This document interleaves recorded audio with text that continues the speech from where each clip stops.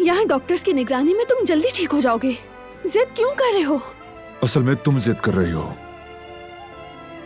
ये जिद नहीं है, मैं सिर्फ तुम्हें ठीक देखना चाहती हूँ।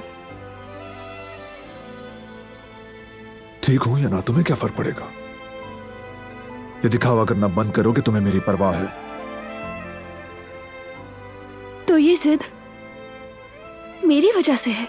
बिल्कुल नहीं, तुम्हारी वजह से नहीं है ये। अच्छा रुको, मुझे मदद करने दो। तकलीफ हो रही है ना?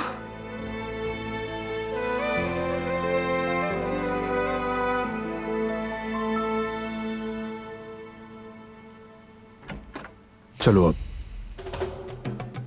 बारान साहब, मैं तो आपकी अयादत के लिए आ रही थी, लेकिन लगता है आप तो बिल्कुल ठीक हो चुके हैं। थैंक्स सबिया साहिबा, ख्याल के लिए। अब बेहतर हूं, घर पे आराम करूंगा। तो आप डॉक्टर की इंस्ट्रक्शंस के बगैर ऐसा करना चाहते हैं बारान साहब? लेकिन याद रखें, मैं आपको ऑब्जर्व कर रही हूँ।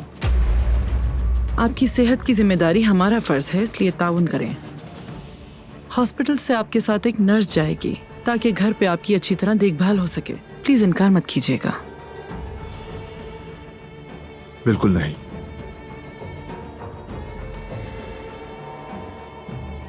देखभाल के लिए मेरी बीवी काफी होगी।